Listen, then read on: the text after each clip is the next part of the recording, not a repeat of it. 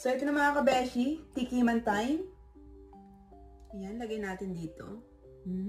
Kita nyo ba yan? Oh.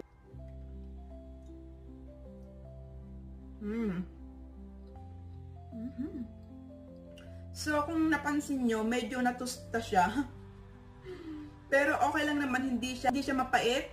Kapag kinagat mo siya, may pagka-crunchy siya, crispy, ganun. Tapos, super moist. Perfect ito sa coffee mga kabeshi.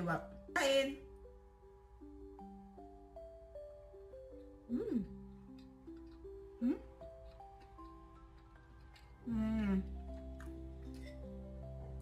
Grabe. Ang gusto na naman ng asawa ko to. Paborito niyang chocolate eh.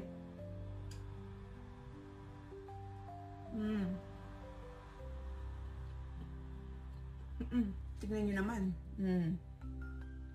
Diba?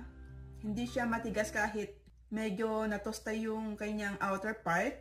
Pero yung inside naman is super moist and fluffy. Ganon.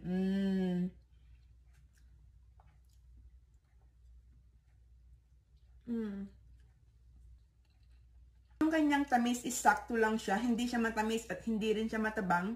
As in perfect. Ganon.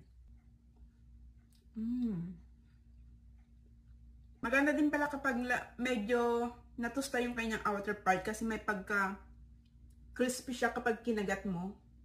As in perfect.